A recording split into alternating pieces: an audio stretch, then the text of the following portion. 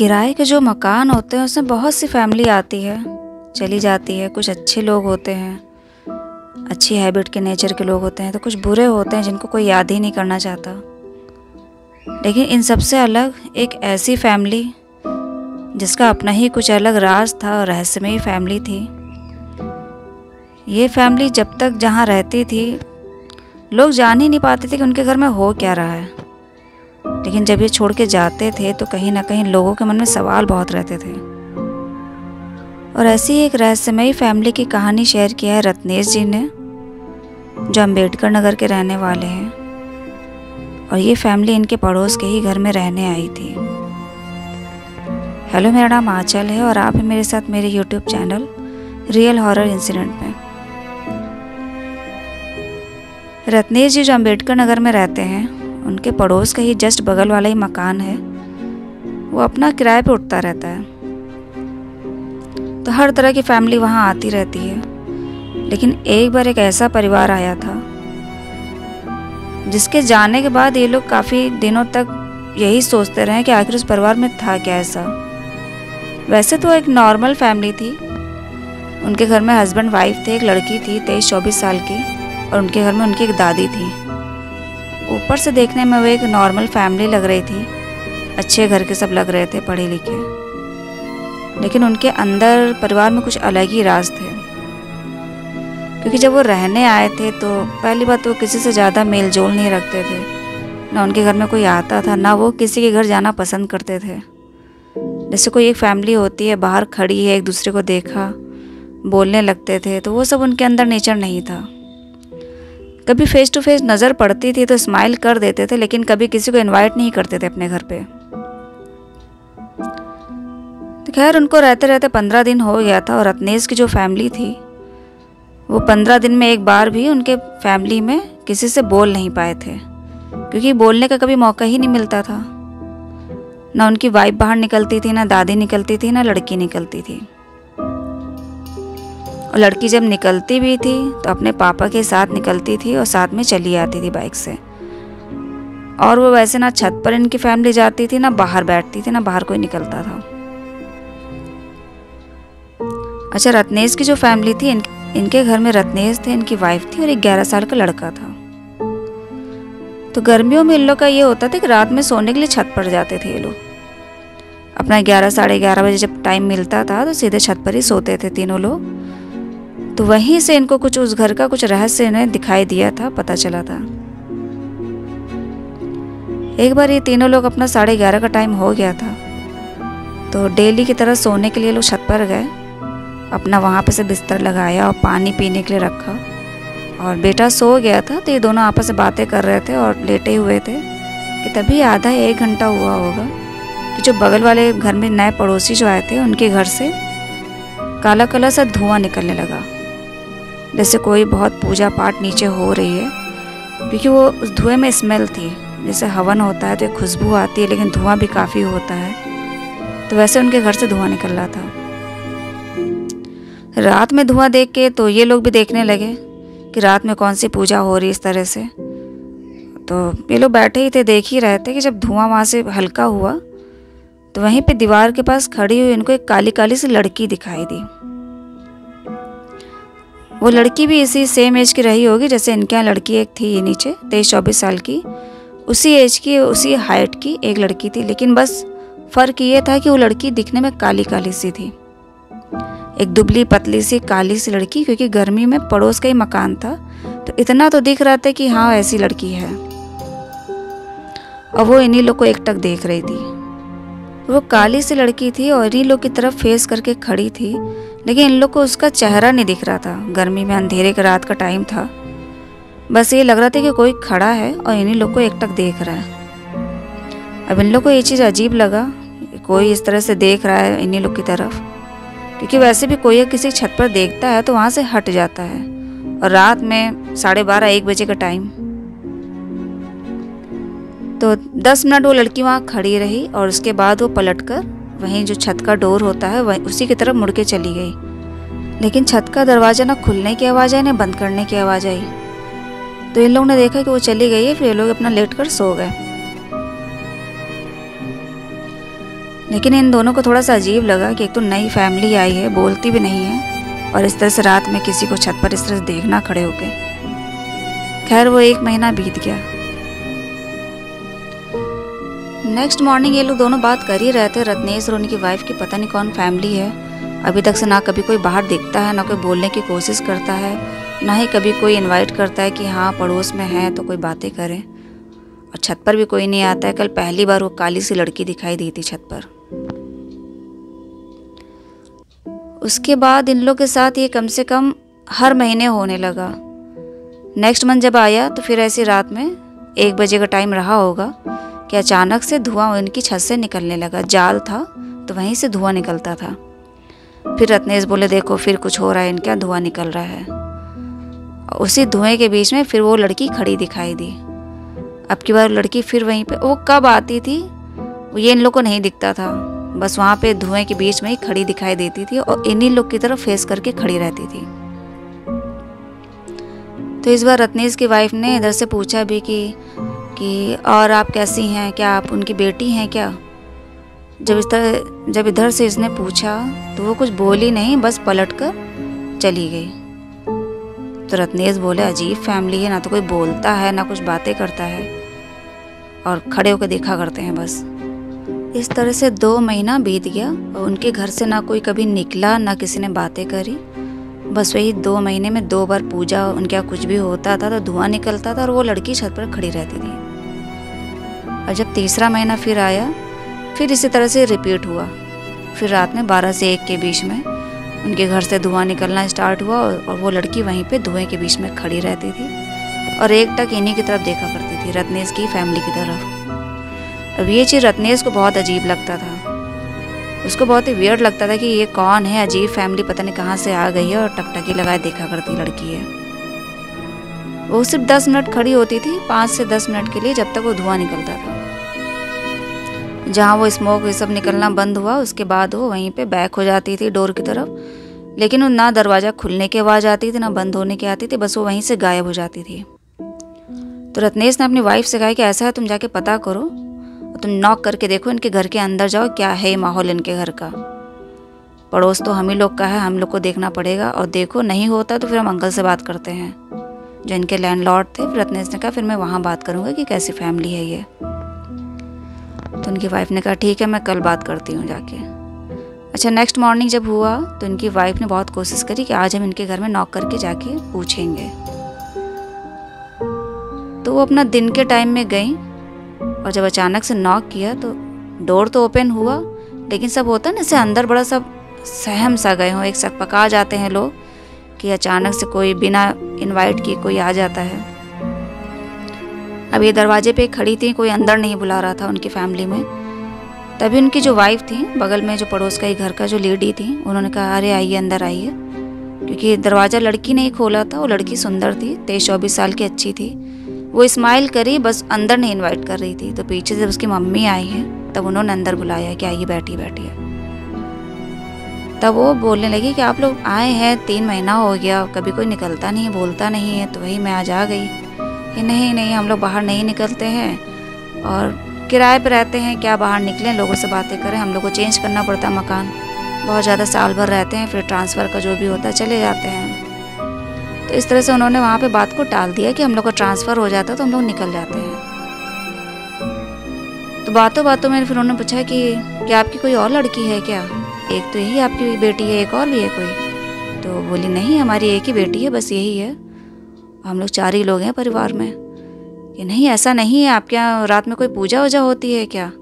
कि अरे वो तो हमारे यहाँ मेरी सासू माँ करती हैं पूजा, कुछ गांव की इनकी पूजा है पुरानी, अपना हर महीना करती हैं रात में। कि वो तो ठीक है, आपके यहाँ पूजा होती है ठीक है, लेकिन आपके यहाँ छत पे कोई लड़की खड़ी रहती है, वो एक टक हम ही लोग की छत पर देखा करती है। और हम लोग ने कोशिश भी किया बोलने की तो बोलती नहीं है, बस पलट कर चली जाती है। अब ये सुनकर उनकी फैमिली पूरा एक दूसरे का चेहरा देखने लगी, क्योंकि जब किसी के घर का कोई राज होता है, रहस्य होता है, कोई बाहर वाला जानने लगता है, तो या तो उसका आप जवाब दीजिए, और नहीं जवाब है तो फिर वो टालने लगते हैं। तो यही किया उन्होंने। उनकी जो वाइफ थी, लेडी थी वहाँ पे उस फैमिली की, तो उन्होंने यही कहा कि नहीं ऐसा नहीं है, हमारे यहाँ सिर्फ एक ही बेटी यही है, और ये भी पापा के साथ ही आती जाती है, और कहीं और नया नया माहौल रहता है तो हम लोग भी ज़्यादा बोलचाल नहीं बढ़ाते क्योंकि फिर छोड़कर जाना होता है। तो रत्नेश की वाइफ बोली भी कि ऐसा नहीं है, पड़ोसी हैं, आपको कोई ज़रूरत हो बताइए, और बस मैं यही पूछने आई थी कि आपकी कोई बेटी है क्या, क्योंकि कोई लड़की खड़ी रहती है, कोई गेस्ट आया आपके यहाँ? तो उन्होंने कहा नहीं, गेस्ट भी नहीं आया, बस हम ही लोग हैं, और गेस्ट हमारे यहाँ पे रहते ही नहीं, सब दूर दूर रहते हैं। तो 2-3 बार इन्होंने पूछने की कोशिश करी, लेकिन उन्होंने बात को टाल दिया कि नहीं, हमारे ना कोई गेस्ट है ना कोई बड़ी बेटी है। अभी इनके मन में बहुत सवाल चल रहा था कि आखिर वो लड़की है कौन। रात में ही जब भी पूजा होती है तभी वो दिखती है खड़े होके, और एकटक इन्हीं के घर की तरफ देखती है। उसके पहले भी कई फैमिली आई, आज तक कितने लोग आए, पड़ोसी आए चले गए, लेकिन कभी कोई ऐसा किस्सा उस घर में नहीं हुआ। अभी भी बहुत इन लोगों के मन में सवाल जवाब चल रहे थे कि आखिर है क्या इस तरह से। तो यही सब चलते चलते उसके बाद कम से कम 6 महीना बीत गया, और 6 महीने में 6 बार पूजा हुई उस घर में, जो भी रात में वो लोग करते हैं, और धुआं निकलता, वो लड़की वहीं खड़ी रहती थी। अब ये सब देख देख के 6 महीने में रत्नेश की फैमिली बहुत ऊब चुकी थी। पता नहीं कौन है, रात में लड़की खड़ी रहती है, और ये फैमिली भी पता नहीं, मुझे ठीक नहीं लगती है, हम अंकल से बात करते हैं। तो उन्होंने जो उनके लैंडलॉर्ड थे, दिल्ली में रहते थे, तो वहाँ पे कॉल किया, पूछा कि अंकल आपने किस फैमिली को घर दिया है? कहने को तो 4 लोग हैं, लेकिन एक लड़की पता नहीं कौन है, और पूजा पाठ कुछ होता है तब दिखती है छत पर काली काली से, उसके बाद नहीं दिखती है, और पूछा है तो भी नहीं बताते हैं ये लोग। तो अंकल बोले नहीं, ऐसा नहीं है, फैमिली तो 4 ही लोग की इन्होंने बताई थी। अब ब्रोकर से ही बात हुआ तो उसने भी कहा था कि 4 ही लोग हैं, कुछ हो सकता है आपको कुछ गलत फहमी हुई है, कोई गेस्ट आया हो, वो लोग ना बताना चाह रहे हो, कुछ ऐसा हो सकता हो। तो अंकल को खैर ज़्यादा पता ही नहीं था, क्योंकि वो आते ही नहीं थे वहाँ पे, वो बाहरी बार अपना ऑनलाइन से ही पेमेंट अपना सब कर लेते थे। अब इन दोनों को समझ में नहीं आ रहा था कि कैसी फैमिली है, क्या करें। आसपास के कुछ और लोग भी बातें करने लगे थे, क्योंकि धुआं निकलता था तो और भी लोगों को दिखता था और परेशानी होती थी। 7 महीने ऐसे ही निकल गए, लेकिन उस परिवार का रहस्य कोई जान ही नहीं पा रहा था कि क्या हो रहा है, और ये जो दिख रही है कौन है। अब इधर रत्नेश का मूड ख़राब हो रहा था कि पता नहीं कैसी फैमिली अंकल ने रख ली है, पड़ोस का मामला है, और मैं उनसे कहूँगा कि मकान खाली करवाएं, कोई अच्छा किराएदार चाहिए, कोई दूसरा तो हम ही बता देंगे, लेकिन इनको हटाएं यहाँ से, क्योंकि हमें परिवार को सही नहीं लग रहा है, फैमिली अजीब लग रही है। तो यही दोनों प्लान कर रहे थे हस्बैंड वाइफ कि नेक्स्ट मंथ जब ये पूजा पाठ होगा तो उसी टाइम अंकल को कॉल करेंगे, कहेंगे इनके घर में आप कॉल करके पूछिए कि हो क्या रहा है। अब जब 8वां महीना आया और ऐसी रात में अचानक से 12-1 बजे के टाइम पे यही फिर धुआं निकलने लगा, वो लड़की काली काली से वहाँ पे थी खड़ी, एकटक देख रही थी। तो अब रत्नेश ने फ़ोन निकाला और यही कहा कि अब मैं अंकल को फ़ोन करता हूँ, कहता हूँ कि अभी आप इनके घर कॉल करिए, पूछिए हो क्या रहा है, किस चीज़ की पूजा हो रही है। लेकिन अंकल की कॉल लगी ही नहीं। जब इन्होंने कॉल किया तो नॉट रीचेबल यही सब बताता रहा, और काफ़ी कोशिशों के बाद भी कॉल नहीं लगी। हार कर दोनों फ़ोन ट्राई कर लिया, वाइफ का भी अपना भी, लेकिन कॉल नहीं लगी तो नहीं लगी। यही सोचा कि अब मॉर्निंग में ही कॉल करके अंकल को बताऊंगा, और इस घर को आप खाली कराइए, और ये फैमिली अजीब है, ठीक नहीं है। यही बात करते करते वो लोग लेट गए, सो गए। रात में उनकी वाइफ को प्यास लगी थी, तो सोते सोते वो अपना हाथ पीछे करके बॉटल उठाने लगी, और जैसे ही उन्होंने हाथ पीछे किया तो जैसे होता ना किसी के हाथ से हाथ लड़ जाता है, तो कोई जैसे सर के पास बैठा हो, इनका हाथ उसके हाथ से लड़ा, तो एकदम से चौंक कर उठ के बैठ गई। जो पीछे पलट के देखा तो वो जो लड़की थी जो वहाँ पे दिखती थी बगल के पड़ोस के घर में, वो जस्ट इनके पीछे बैठी थी सर के पास, और उसकी आंखें नहीं थी, आंखों की जगह एकदम काले काले गड्ढे थे, एकदम पतली सी काली सी लड़की थी। पास से जब इन्होंने इसने देखा कि उसकी आंखें भी नहीं हैं, तो एकदम से चीखते हुए अपने हस्बैंड को उठाया, तो वो भी जब उठे हैं पलट के देखा तो वो लड़की तुरंत वहाँ से गायब हो चुकी थी, और उसी छत पर दिखी दोबारा, और वहाँ से पलट कर जाते हुए दिखी।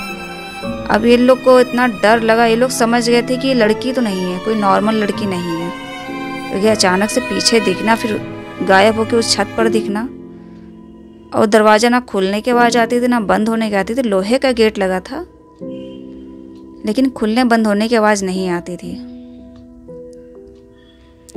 अब इस चीज़ को दोनों इतना डर गए थे कि रात में अपना बेटे को उठाया, बोरिया बिस्तर जो भी था उठा के नीचे लेके गए, और नीचे सोए हैं कि अभी नेक्स्ट मॉर्निंग इनके घर में जाएंगे ज़रूर और पूछेंगे क्या है ये सब।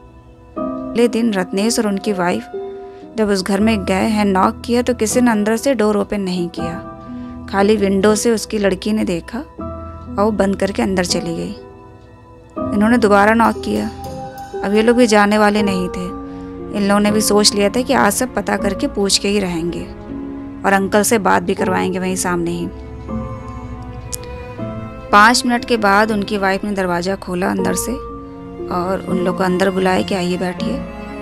रत्नेश की जो वाइफ थी उन्होंने इशारा किया कि आप शांत रहिए, हम पूछते हैं। तो वो पूछें कि ऐसा है बहन जी, कल भी आपके यहाँ कुछ पूजा वूजा हो रही थी और उसके बाद इस तरह से रात में हम लोग के साथ हुआ है। जो लड़की काली काली दिखती है आपके यहाँ, वो कल मेरे सर के पास बैठी थी, उसकी आंखें नहीं थी। ये सुनकर उनकी मम्मी और दादी एकदम शांत रही और लड़की भी एक दूसरे का चेहरा सब देखने लगे। और पहली बार भी जब उनकी वाइफ ने पूछा था तब भी सब एक दूसरे का फेस देख रहे थे कि कुछ वो लोग छुपा रहे थे लेकिन बताना नहीं चाह रहे थे। लेकिन इस बार भी इन लोगों ने फिर वही टालने की कोशिश करी कि ऐसा है। हाँ, इस बार भी इन लोगों ने टालने की कोशिश करी कि हमारे यहाँ आप देख रही हैं 4 ही लोग परिवार में हैं, पता नहीं आपको कौन सी लड़की दिखती है। और मेरी बेटी ये देखिए सामने बैठी है, एक काली नहीं है, गोरी है, और हम लोग हैं 3 लोग, हस्बैंड वाइफ दादी हैं, बस यही है। वो बिल्कुल मानने को तैयार ही नहीं थी कि उनके घर में कोई और भी गेस्ट आता है या कोई लड़की है, कुछ भी है। और वो नॉर्मल लड़की कोई होगी भी नहीं, क्योंकि जिस तरह से वो गायब होके एक छत से दूसरे छत पर चली गई थी तो कुछ अलग ही उनके यहाँ का मैटर था। लेकिन वो बिल्कुल भी एग्री नहीं हुए कि उनके घर में कुछ ऐसा कुछ है। तो रत्नेश ने फिर फ़ोन निकाला और लैंडलॉर्ड को फ़ोन करने लगे और इस बार फिर वही हुआ, उनका फ़ोन नॉट रीचेबल, बिल्कुल फ़ोन नहीं लगा। काफ़ी कोशिश करते रहे कि उन्हीं के घर में बैठे बैठे ही उनसे बात करें सामने से, लेकिन फ़ोन उनका दोनों का नहीं लगा।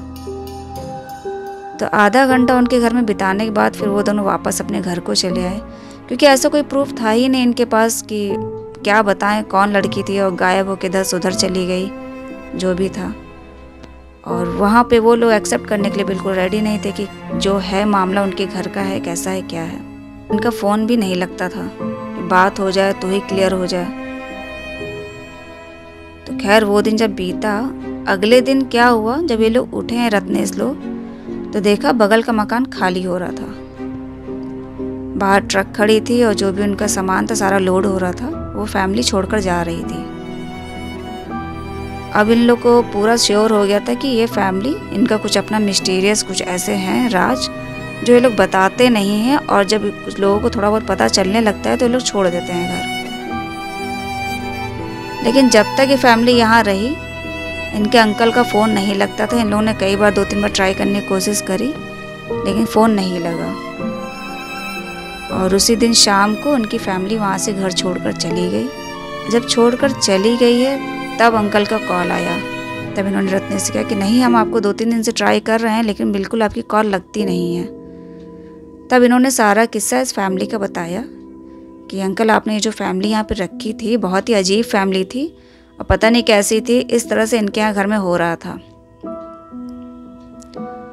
तो खैर अंकल को तो पता नहीं था क्योंकि वो तो बाहर ही रहते थे। उन्होंने ब्रोकर को भी कॉल किया, बताया, तो ब्रोकर ने भी यही कहा कि भाई देखने से तो फैमिली नॉर्मली थी, जैसे और फैमिली को मैंने आपके यहाँ रखा वैसे ही वो भी थी। और सारा सब पेपर वर्क किया उन्होंने और जो भी पेमेंट बताया था सब दिया। क्या भाई हमें तो नॉर्मली फैमिली लगी।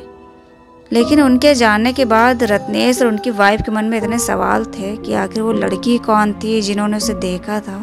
अब पास से देखने में तो उसकी बिल्कुल आंखें ही नहीं थी, एक काला गड्ढा था खाली बस।